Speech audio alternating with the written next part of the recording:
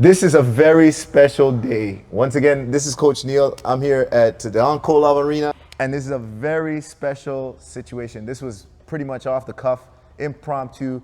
One of my oldest and dearest friends showed up, and he's visiting from somewhere in the world, and we got a chance to just throw together a quick, podcast here, and we're gonna jump right into it. And it's gonna be super cash. Don't judge us. Don't judge me for my skills on this. This is just an exciting situation. Two old buddies catching up. This is Paul Cheng, ladies and gentlemen. Hi. To tell you, I can't begin to tell you how amazing this gentleman is. Like I can honestly say, we have a lot in common. We came to Canada as immigrant kids at around the same time in 1987. We went to the same elementary school. Then we went to the same high school, which was across town, an all-boys Catholic school, and from that opportunity, we both got scholarships to Simon Fraser University. Hit Paul for football, me for wrestling. 2002, we both graduated at the same time, and he was the first-round draft pick to the CFL. That year, I was top 8 in the world in wrestling, and then ever since then, I mean, we've moved in separate directions, but this gentleman has had the most extraordinary lifestyle and life, and we're gonna dig into it a little bit. And the reason why, the thing that I want to pull out of this is two things. One is that Paul is one of the most supportive people I have ever met. He's the guy that shows up for you. Whether he likes you or not, he always shows up for you. That's number one. And number two, Paul is the guy who, he falls down and he gets right back up. You can go watch some of his matches. This man was a contender and fought for the 1FC World Championship against Brandon Vera. Yeah. And he got knocked down in front of everyone and still got back up and still continued on, right? Oh, that fell down in front of the whole world. But you know what? Just like life, you just pick yourself up, get back up. That's what you can do. And that's modest for him to say, because we're going to dive into some of the crazy and exciting stuff that Paul has gotten up from and continued on, right? But I would love for you to, because we don't have a lot of time, just catch up for us. After you get that draft and then you finish school and you go to the CFL and you played previously, or you played a career as a lineman for, it was the BC. I would like to describe my CFL career as like a few cups of coffee. So I was drafted with the 6th pick overall in the 2002 CFL draft, college draft, and I played 7 regular season games. Yeah. But and I played for BC, Calgary, and then had a cup of coffee with Montreal. But it was my childhood dream. It was really cool.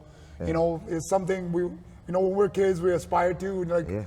Two kids growing up in the hood, and then all of a sudden you get to do what you always love to do. Neal wanted to wrestle. I wanted to play football. Yeah. Coming from an Asian background, I'm Chinese background. There was really not many Chinese kids playing football at the time. Yeah. Or in the CFL or in pro, anywhere. Yeah. Anywhere. It was amazing. So that was really cool, but it like life, sometimes things don't work out and it just happens in a flash. Right, and then after that, well, it didn't work out, but then what next? What did you go on to next? After that, I just I got into film and stunts. It was just a really crazy thing, to be honest. Mm-hmm. And then I went on some auditions, and then obviously it's a bunch of no's, as usual. Yeah. And then Well, you're being modest about the no's, because I know, so the thing about this podcast is because these guests that I bring on, I know a bit about them because I either know them personally or I grew up with them and stuff. So I'm going to bring out of this gentleman just how interesting that is, because he's playing it down. He's being super, we just had a conversation. How many no's do you take before you get a yes, Paul? A lot. Give me, if you get 100 no's, how many yeses would you get? 3 or 4, maybe a couple. So, but the thing is, we live life for those couple of yeses. Wow. Do you know what I'm saying? You do your life, you live life for that. Because it's I'm sure we all had blown opportunities or certain things. You get lots of different opportunities. And then a lot of times you fall down. Sometimes you completely fail. But what happens? You learn, you live. you know, you can't just fall down and die. You know what I'm saying? So here's the thing about Paul, like how many film credits do you have to your name? I don't know, maybe over 30? Exactly. So if you think about that, right? Like that's exactly where I'm going with this, because you get over 30 film credits. What's the biggest one? I don't know. I'm not sure. I don't. One of my couple first, come to my mind, but go yeah, ahead. like I was.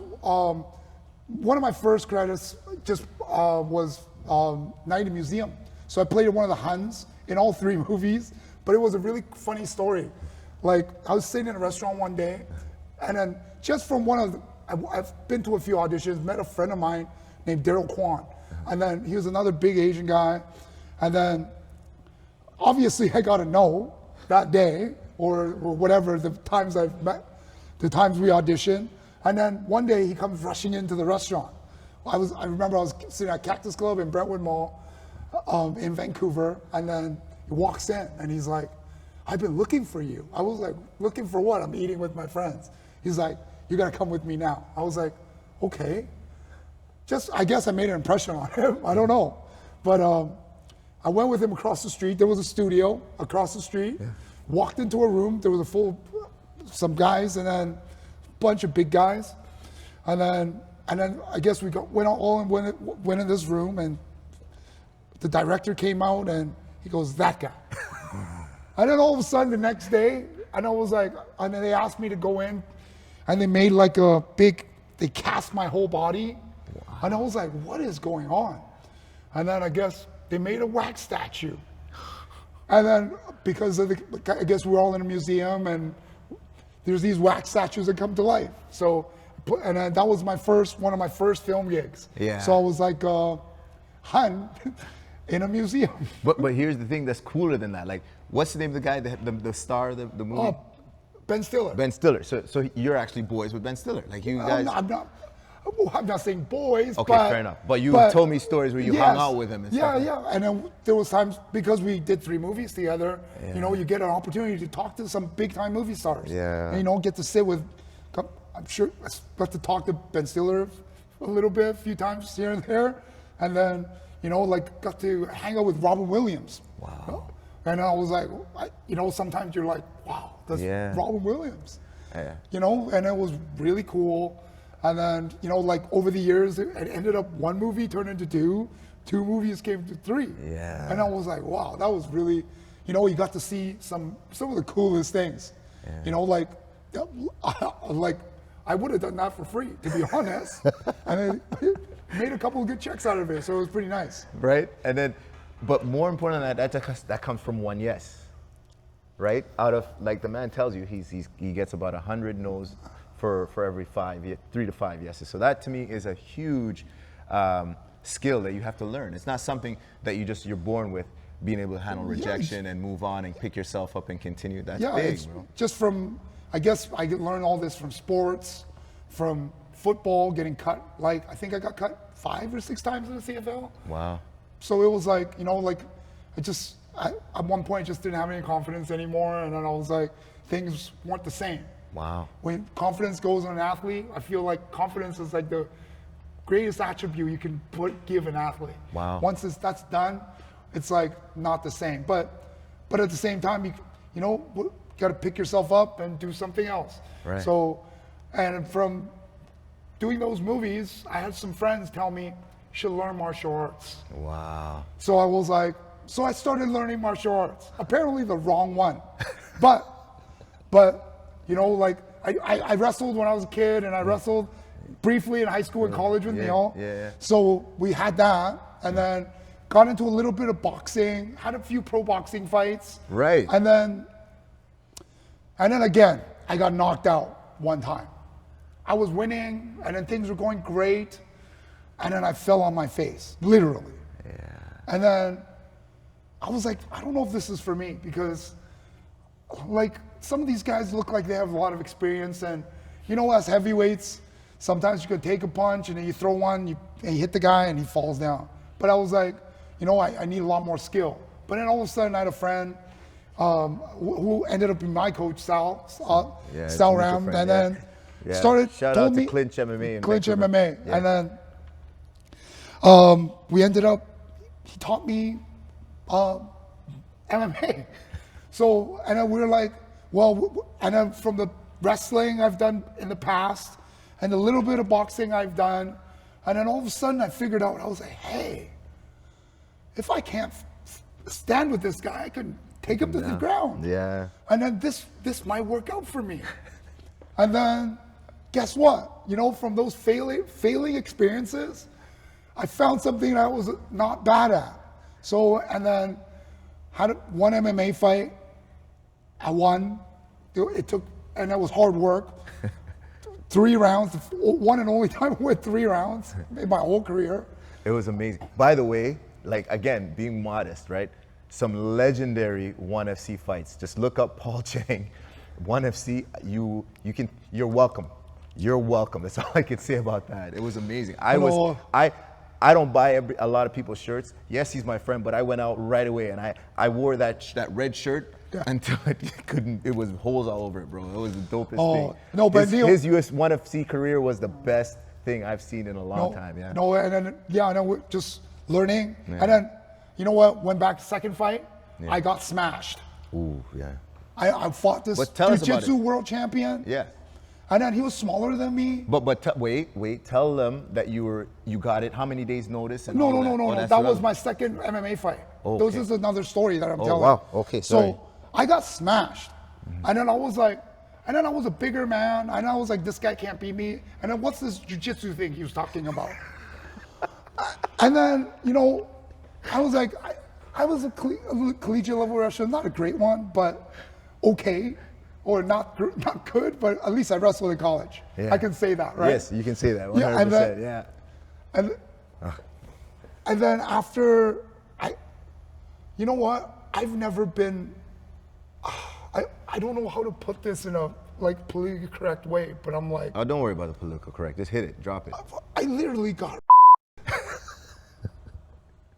Like another man held me to the ground and elbowed me to the face until like. I bled like I've never bled before. So I decided that I was like, you know, I better learn this jiu-jitsu thing. And then this is where Neal came in, you know, and then Neal started helping out with my wrestling to get better at it. Yeah. Because I just figured I needed to evolve and get better at certain things. A, not to get taken down and get beat up. And then 2, you know, I need to learn how to get off the ground if I ever get on my back. Yeah. So I learned my wrestling. And then Neal came in. He helped me with my wrestling. Yeah. And then I started learning jiu-jitsu. Yeah. And then things started going great for me. Fantastic. I still remember my third fight. Sorry, not my third fight. Yeah, my third fight, Montreal. Okay. You taught me that single leg takedown. Yes. And then remember I jumped across the cage and then I ripped the guy down single leg and I beat him up. It was like 1 minute. I was jumping at the screen when I saw that. Yeah, and I was like 1 minute. Yeah. I was like, damn, that was easy. So for all you kids getting into MMA, wrestling. Let's get it. Yeah. So you can control where you want the fight to go. Yeah. Don't be on the bottom because it's not a good thing to be. I think there's a picture of me getting elbowed in my face, bleeding everywhere. Don't want that, kids. No. So and then after I won that third fight, and I had a fourth fight in Calgary, went into the enemy territory, and then fought a top-notch contender, and I knocked him out. And then things were going great, and I got an opportunity to go to one of the big shows, One Championship. 1FC, yeah. Yeah, so they ended up signing me, and then I started winning. So I think I won 4 fights in a row by stoppage, and then. And again, some of the most interesting and amazing fights you're ever gonna watch. Like it was, hands down, way more exciting than what we're watching right now. Yeah. At least I can say I'm not a quitter. I'm not. Definitely not. Technically, Nope. Not the greatest, but you know what? At least just with everything I do, just put my heart into it. Yeah. That's all you can do best you can with what you got. Well, again, Paul's being modest, right? Because think about it. Like, how long was your MMA career? I'm not sure, but I think I trained 3 years. Yeah, 3 or 4 years, 3 Okay. years, 4 years. And this guy went from like not doing any, he was playing football and then went into the acting and movie industry. And then within 3 years, he was a contender at 1FC. Like, so him talking about he just doesn't quit and putting himself down. This is a very incredible person who knows how to get up and who knows how to fight and win. Like, bro, if anything, I am super proud of you for achieving all the shit that you have achieved. Like, it's great. I can't wait till the book comes out. Bro, write the freaking book. We'll see. Write Maybe the book. one day. Maybe no, one day. no. I mean, like, mark my word. I'm gonna be on your ass every now and then. You see me call. Know that I'm calling you to remind you to write that book. Yeah, we'll see what happens. But it's been an pretty interesting story. Yeah. And then MMA at the time didn't pay crazy, but at the same time it was something I'm passionate about. Yeah. So it was fun. I was still doing some movies, still filming some movies and then I was kind of doing stunts on the side and then fighting. It was a pretty cool life, I would say. And then one day, I think I won my first 2 1FC fights, and a couple of them were quite exciting. I got to fight in my homeland, Taiwan. That was really cool in front of my, where I was born. That's amazing. That was really cool. And then, I ended up, I got on a TV show. That was really neat. And then I got a short notice call to be a backup fighter for the World Heavyweight Championship against a guy that was like, I remember a long time ago, I saw on TV. I was a fan of the guy. And I'm a fan too. I'm an actual fan. So I saw him fighting the UFC, Brendan the Truth Vera. Hey, what's up, bro? What's up, Brendan? We still talk. He still owes me a drink, by the way. And then, and I was at a party. I might be a slightly inebriated at the time. I was like, I can do that. And my friends are like, you're over 30. You don't even know how to fight MMA. Wow. How the hell are you gonna do that? Wow. So, and then I still remember getting flying to Japan, and I got a phone call from Matt Hume, and then I remember I didn't think I was gonna fight because it was 3 days, 72 hours before, and I was like, I think I'm gonna go. So I was supposed to do like a seminar for Filipino orphans, and I was like, oh, wow. So awesome. Yeah. And then I remember buying a hamburger. This is actually a real story. And then you can check with Sal on this one. He was there with me. And then he's like, I asked Sal, can I have a hamburger? I don't think we're gonna fight. And he's like, yeah, sure. It's 72 hours. It's 3 days before. It's probably not gonna happen. And then as I was getting this hamburger, I get 10 missed, I checked my phone in Japan, and I was like, 10 missed phone calls. And I call, and I was like, hey, how's it going, Matt? How's things? And then he's like, you ready? I was like, ready for what? I had a hamburger in my hand, I swear to God. And he goes, ready to fight for the heavyweight championship of the world. And I was like, what, really? I thought, he told me it was less than 5% chance, but apparently less than 5% chance things can happen. If there's one thing we learned, out of 100 no's, you get one. Yes, but and then you better be ready for that. But and then one thing, this is a quote that you actually told me, and I remember this always. You can lie to your coach, but you can't lie to yourself. I know. Was I ready? Was I ready that day? Hell no. But I kind of was like, yeah, okay, I'm ready to go. So, So, and then I was like, I remember the fight being like Friday night, and it was Manila. So, I think I have to double check on this, but I think we traveled Monday, but it was Tuesday because Asia time. So I had 3 days. So think about getting off a set, flying 15 hours or so, and then all of a sudden, next day, 3 days from now, you're gonna fight, have the biggest opportunity in your life.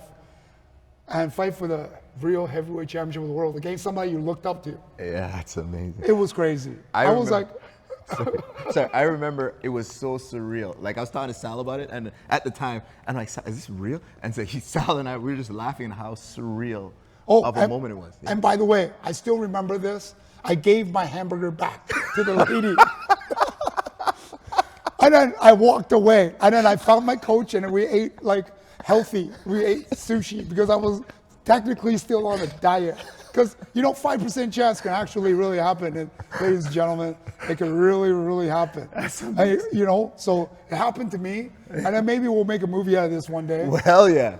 Hell yeah. But yeah, so, and then the whole thing happened. But you know what? Like anything, I was not ready. Sometimes I kind of lied to myself, I guess. But at the same time, you get an opportunity like that, like full disclosure, you get an opportunity like that. It doesn't matter. You must take it. That's life calling you, right? Yeah, you got to do it. That's a great idea. Yeah, you got to take it. I was 36 years old at the time. Yeah, it was definitely your last shot. It was like, this is your last kick at the can. So it's like, sometimes you wish you would start early, but you don't know your calling on life until like it happens. And again, let's add to the fact that yes, you did that, and that was big. But you've gone on, I think, to bigger things, right? Like your biggest movie gig was just now we were talking about it. Yeah, and you're a Disney character, bro. I guess maybe, right? So I guess from all the training and all the things, and I got to be a better stunt guy. Right. And then, I had better opportunities in film because now I learned some martial arts, so at least I could adapt to certain things that they ask. Yeah. So and then from then I got to do, I got to be in a bunch of Hollywood movies. It was like got to be like, I got to be in Deadpool 2, and then but I got cut in the movie, unfortunately. Not this, but my head. But what is it? I got to be in that. Snake Eyes. Yeah. So I got beat up by Snake Eyes. I got beat up by The Rock. Yeah. So I got beat up by a bunch of movie stars. So I guess there's a theme in my life. I get beat up. I got beat up for the World Championship. Yeah. But you know what? Every time I get your butt up, and then let's do it again. It's okay.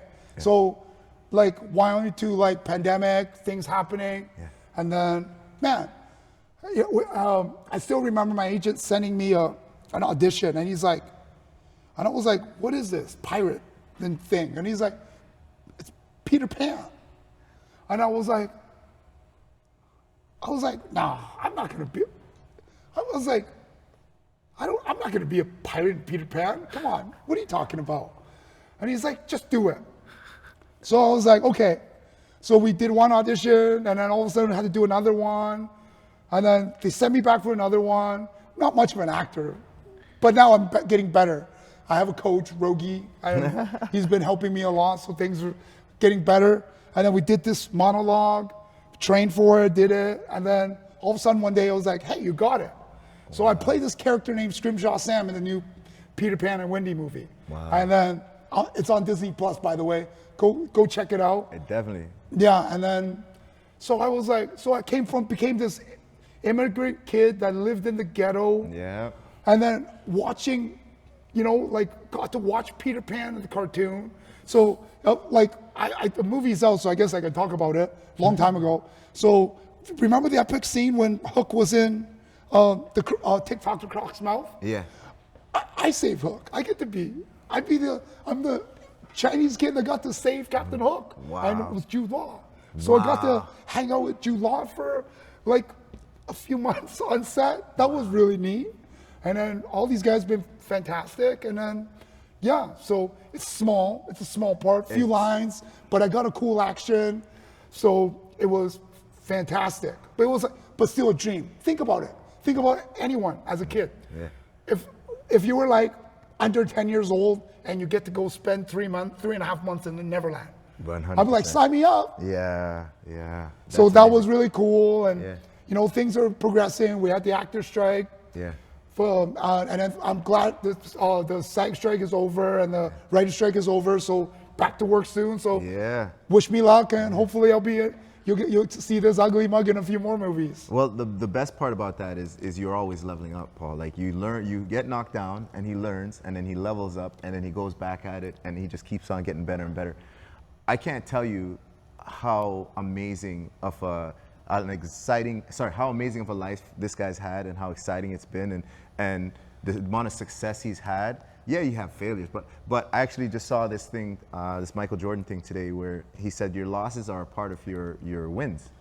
They're part of your wins. Like you lose, so you study what you do wrong and then get better. And literally, that's what the epitome of Paul's life. And I encourage everybody to take that lesson in and really live it. Again, I'm super proud of you, bro. I've always been proud of you. I appreciate you. I think the world of you. I tell people, like, I brag about you, just so you know. Like, ask. You're making me blush. Yeah. I was bragging yesterday. I brag all the time. I think keep doing everything you're doing, and it's only gonna get better now that you have an acting coach.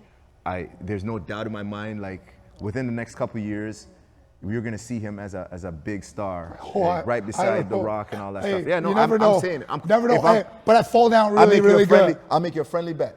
All right. Friendly bet. And within 2 years, he's in a big role in a big movie, right? I hope so. But I'm just saying. But the whole thing is, life happens. Yeah. We all fail. Yeah. And sometimes you literally fall on your face in front of the whole world, and you might feel embarrassed. You might feel like depressed or whatever, but you know what? Unless you want to, like, I don't want to say this word, but unless you want to, die, pick yourself up, do it again, or do something else, or like we talked about, stay in your lane, try again, and then if this doesn't work, try again. Michael Jordan missed.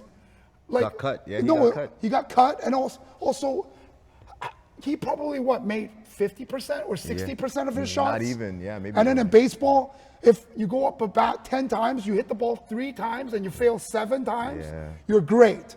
Yeah. So, I think failure is a part of our life. 100%. And you can't be ashamed of it. Yeah. Like from what I've noticed, you just pick yourself up, do it again, and then do it again. And then maybe you'll find something that you're successful in. Hey, or actually not maybe, definitely. That's amazing. That is amazing. So more than anything else, I want to put it in perspective for you and put it in perspective for everybody. I'll ask this question. How many people have fallen on their face before, right? Now, how many people have fallen on their face in front of the whole world? And so if you ever think you're not successful, bro, just think about that. Like, I don't know, I hope to God one day I can fall on my face in front of everybody. Like, let's be real. Because that would have meant that I have a certain level of success, which very few people in the world and all of time have ever actually done. But when you put it in perspective like that, bro, like you are incredible, right? And with that, I mean, we can go on forever and chat, just like with most of my guests. I just love having these candid conversations. Bro, thank you so much. No, I appreciate you having me, my friend. Yeah, man. Anytime. Keep an eye out for him in any movies you see him coming out. I'm gonna put his all of his socials on the links below, and you'll get to go check him out. I might even put some links to some of those matches on 1FC. Like I said, you all are gonna thank me. You're welcome.